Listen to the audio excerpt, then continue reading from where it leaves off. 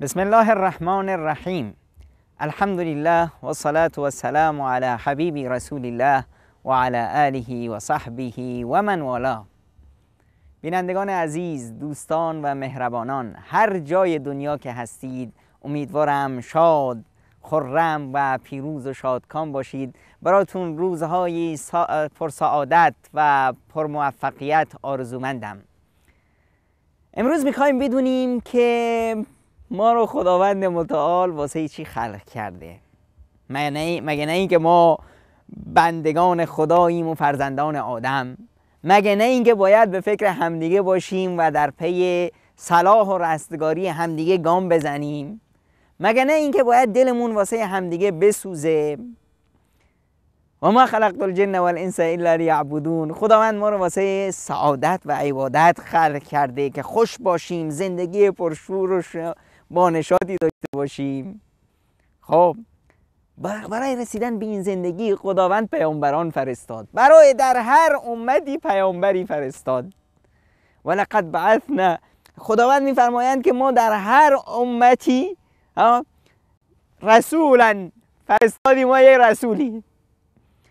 و این رسول وظیفه‌اش چی بود؟ یا ایها النبی انا ارسلناک شاهدا و مبشرا و نذیرا و داعیا الی الله باذنه و سراجا منیرا. ما تو رو فرستادیم برای دعوت، برای اینکه واسه انسانیت سراجا منیرا باشی، واسه انسانیت نور تابانی باشی تا راه رو واسه شون روشن کنی.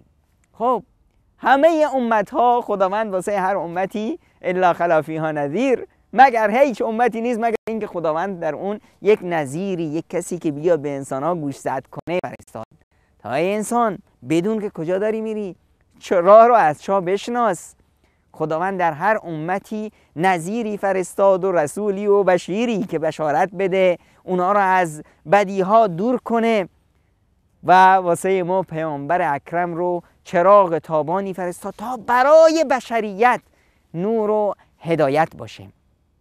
بعد از اون ما رو گذاشت بر راه پیامبر. ما در راه پیامبریم. خداوند متعال ما رو فرستاد تا راه پیامبر رو ادامه بدیم.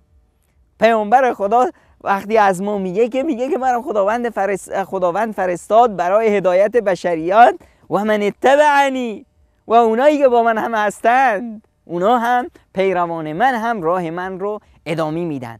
آخرین سخنان پیامبر به ما چی میگفت؟ به ما میفرمودند که فلیبلغ شاهد منکم الغائب. اونایی که حرفای منو شنیدند، اونایی که از من چیزی آموختند، از دین خدا چیزی آموختند، به اونایی که نمیدونند به اونا برسونن. اونایی که یاد دارن به اونایی که یاد ندارن برسونن. خیلی وقتا میشه ما چیزایی رو میفهمیم که اونایی که حدیث پیامبر رو واسه ما نقل کردن ما از اونا بهتر میفهمیم. ما رسالت خدا رو، پیام خدا رو برای آیندگان نقل میکنیم. آیندگان در رشد فکری و رشد ذهنی که دارند، رشد تکنولوژی که پیدا میشه، خیلی چیزا رو از دین میفهمن که امروز واسه ما به اصطلاح فهمش سنگینه یا امکان نداره. پس رساندن پیام الهی به دیگران یکی از واجبات ایمانی هر شخصه. دعوت به سوی خدا، دعوت به سوی رستگاری، دعوت به سوی اصلاح جامعه، این وظیفه هر مرد و هر زن مؤمنی است. هر مؤمنی وظیفه داره، وظیفه ایمانیشه که دعوتش رو به دیگران برسونه. هر مؤمنی وظیفه داره که چون بینی که نابینا و چاه هست در خاموش بنشینی گناه هست. دعوتت رو به دیگران رسوندن خداوند متعال به ما چی گفت؟ گفت که شما بهترین امت ها بودید، شما بهترین امت هایید. واسه چی؟ کنتم خیر امت اخرجت للناس. شما بهترین امتی است که واسه انسانیت انتخاب شده. واسه چی؟ برای تأمرون بالمعروف و تنهون عن المنکر. شما امر میکنید به معروف، به خوبی ها و به زیبایی ها، امر میکنید مردم میکشید به راه حق، مردم میارید به خوبی ها، از بدی ها و زشتی ها مردم منع میکنید. این کارو نکن، بده، واسه خودت ضرر داره. این کارو بکن، خودت آلایش پیدا میکنی، خودت صاف میشی، پاک میشی، احساس سعادت میکنی. این دعوت رو هر انسان مؤمنی باید تو دستش داشته باشه. حالا چرا میخوایم از دعوت حرف بزنیم؟ این همه اصرارمون واسه دعوت چیه؟ میخوایم امروز بگیم که هر چقدر انسان در مشکلات باشه، هر چقدر انسان مشکلات داشته باشه یا عذرها داشته باشه، باز هم میتونه یه دعوتگر موفقی باشه. آخه صدای دعوت صدای قلبه. حرفی که از قلب برمیاد به قلب مینشینه. حرفی که از دهن برمیاد تو گوشا میره فقط. و از حکمت الهی هر انسانی دو گوش داره، یکی واسه داخل شدن، یکی واسه بیرون انداختن. خب شما میبینید که میرید یه جایی، میبینید یه روحانی یا یه آدم یک حرفای قلمبه به شما تحویل میده، از دعوت و دین و قرآن و حدیث میگه، همه رو اینا رو میگه، اما از این ور رفت، از این ور اومد بیرون. واسه چی؟ واسه اینی که بله مشکل خودشه، یا مشکل ماست که قلبمون خرابه، یا مشکل اون بنده خداست. بله، حرفی که از قلب در نیاد به قلب نخواهد نشست. شما میبینید خیلی ها میان از لباس پینه دوخته، اون دستای پینه بسته حضرت علی میگن، از لباس پینه دوخته حضرت عمر ابن خطاب میگن. من تعجب میکنم از این مردم هایی که دستای پینه بسته علی رو میبینند، لباسای پاره پوره حضرت عمر رو میبینند، اما زندگی اونها رو نمیبینند، ایمان اونها رو نمیبینند. از اونهایی تعجب میکنم که یک روز امام حسین رو در کربلا میبینند، اما 57 سال زندگی امام حسین رو نمیبینند. از اونهایی تعجب میکنم که به یک چیزهای جزئی خودشون رو گیر میندازن، از این ایمان بزرگ، از این قرآن، از این حدیث و از این زندگی کامل بی بهره‌اند. امروز میخواییم قصه یک مرد دعوت رو به شما بگیم، کسی که بهش میگفتن محامی و وکیل دعوت اسلامی. بله، بزرگترین سخنران قرن گذشته، مردی که خیلی خیلی در دنیا مثل توپ صدا کرد، مردی که دعا میکرد که بار الها من آرزو دارم که بیام پیش تو در حالی که سرم به سجده است، و وفات هم کردن در سجده. این مرد کی بود؟ چه پیامی هم میتونیم از زندگیش بگیریم؟ این رو بعد از این میان برنامه با هم خواهیم بود با این مرد بزرگ، بزرگترین سخنران تاریخ قرن گذشته، بزرگترین مؤمنی که تونست با وجود بسیار بسیار کوتاهی ها، با وجود بسیار بسیار اعذار و مشکلات، مرد نابینا تونست در دنیا یک انقلاب بزرگی به پا کنه، انقلاب تربیتی، انقلاب ایمانی. کسی که از دنیا رفت با در حالی که 108 کتاب به جای گذاشت، کسی که از دنیا رفت در حالی که 425 سخنرانی روز جمعه رو برای ما به جا گذاشت، کسی که از دنیا رفت و جامعه اسلامی الان بیش از 3000 درس از ایشان رو دارند جوانای ما میشنوند و ازشون روح و ایمان یاد میگیرن. بعد از این میان برنامه با این شخصیت بزرگ آشنا میشیم ان شاء الله.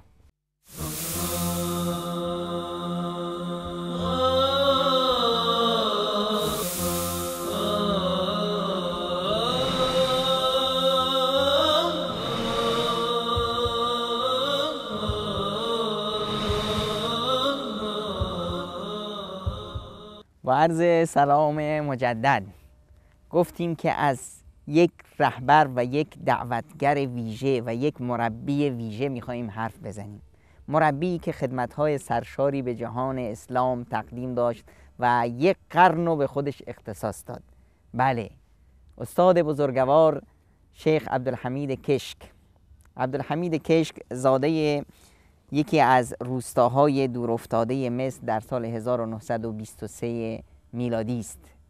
ایشان در یک خانواده فقیری به دنیا اومدند و زندگی فقیرانه رو شروع کردند و به هر حال با همتشون نشون دادند که واقعاً قدر نعمت‌هایی که خداوند بهشون داده رو میشناسند.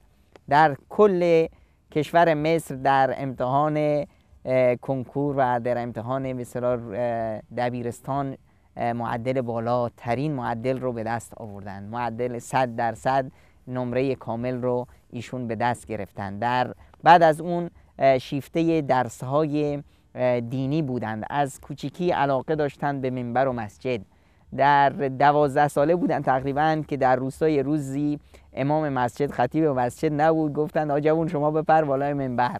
عبدالحمید کشک جوون رفت بالای منبر و یک سخنرانی جانانه‌ای کرد که مردم شیفته‌شون شدند. در اون سخنرانی حرف از برابری و برادری و مساوات و زندگی زد برای مردم. حکومت رو زیر سوال برد که ای حکومت، چطور به این مردم روستایی نمیرسی؟ چطور واسه شون دارو فراهم نمی کنی؟ چطور واسه شون پوشاک فراهم نمی کنی؟ از اون روز بود که در چشم مردم بزرگ جلوه کرد.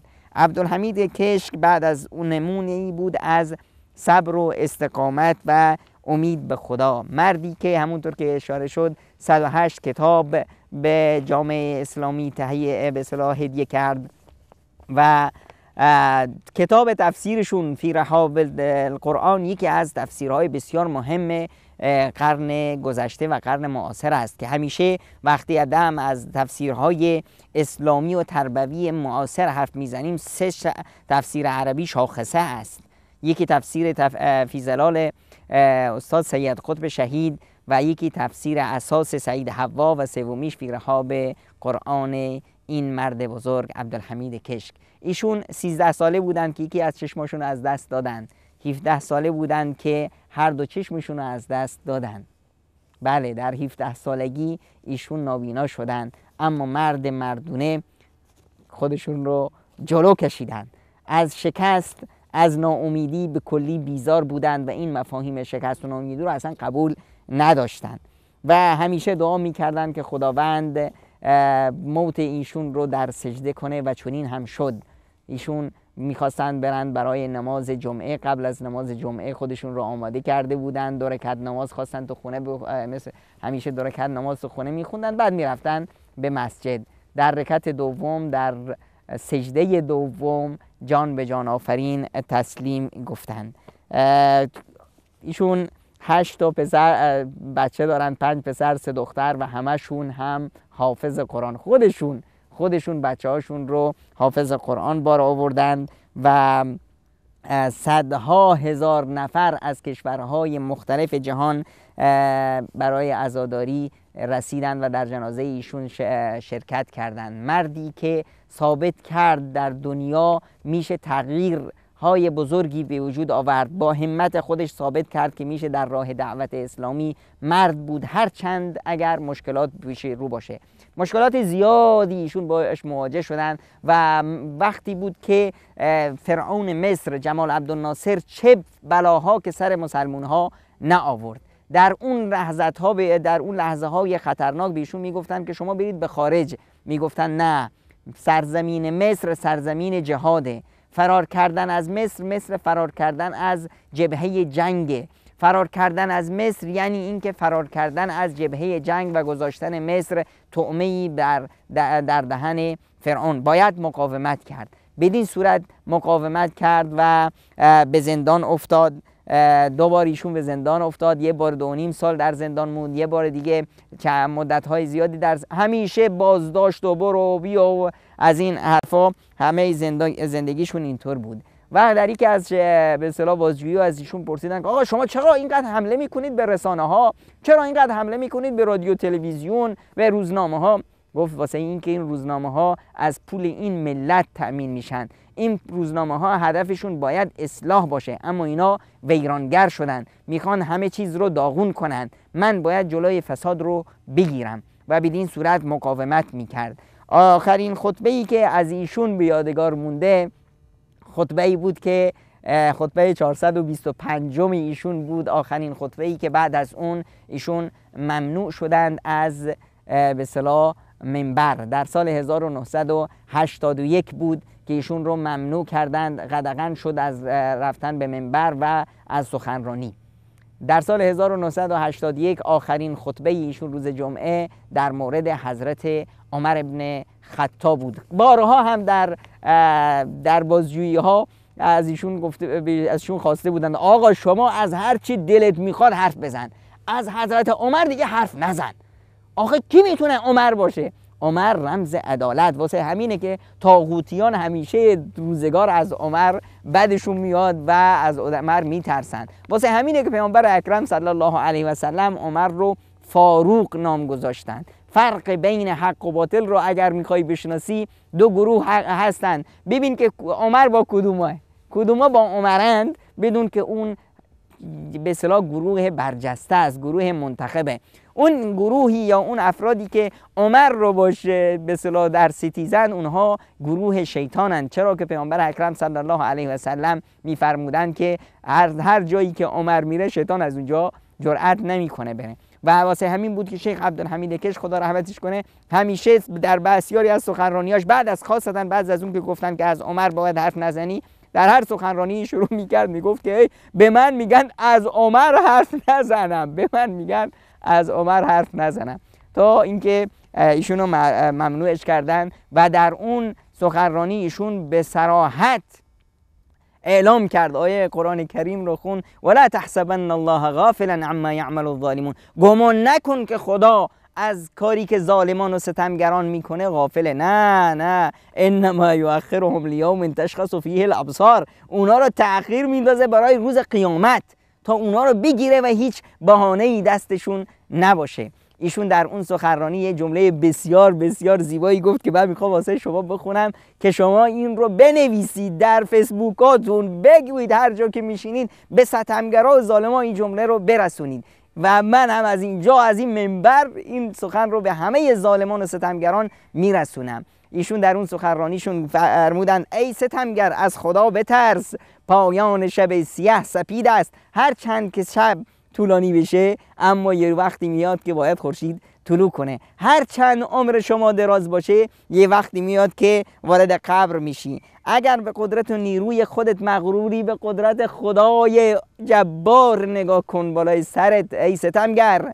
و میگفتن نیکی از بین نمی رود، از خدا بترس گناه فراموش نمی گردد، بترس از خدا خدای همیشه زنده و پاینده، هر چه دلت میخواهد انجام بده و بدان که سرانجام کارت به دست خودت است و گندم ز گندم روید جو ز جو، هر چه خودت کنی همون رو برداشت خواهی کرد. اگر بخوایم در یک عجاله سریع کلیدهای موفقیت این شخصیت موفق رو به اصطلاح با هم مرور کنیم، میبینیم که اخلاص در هر کار و در علم ایشون نمایانه. اخلاص داشتن و هر کاری رو فقط و فقط برای خدا انجام دادن، خدا مد نظر بودن، برای خودنمایی، برای نمیدونم راضی کردن این و اون، نه، واسه خدا، فقط واسه خدا. اون وقتی که خدا دوستت خواهد داشت و وقتی خدا کسی رو دوست داشته باشه، جبریل رو صدا میزنه ای جبریل فلانی رو دوستش بگیر که من دوستش دارم.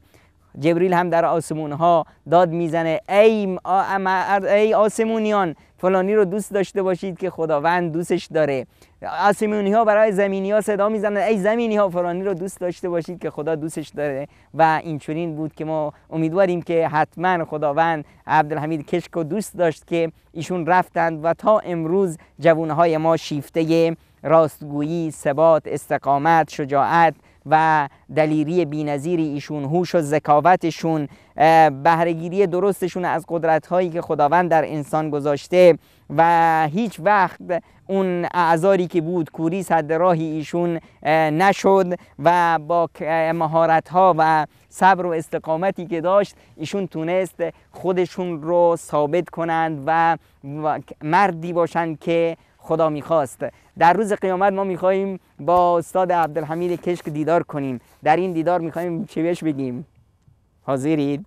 با من همراه باشین و خودمون رو بسازیم که وقتی که روز قیامت اومد، وقتی که پیامبر اکرم صلی الله علیه و سلم رو دیدیم، سرمون رو بالا بگیریم بگیم یا رسول الله، ما آنچنانی بودیم که خودت خواستی، مردانه استقامت کردیم، دین تو فهمیدیم، ایمان عمیقی به دینت پیدا کردیم و اون رو به جهان و جهانیان رسوندیم.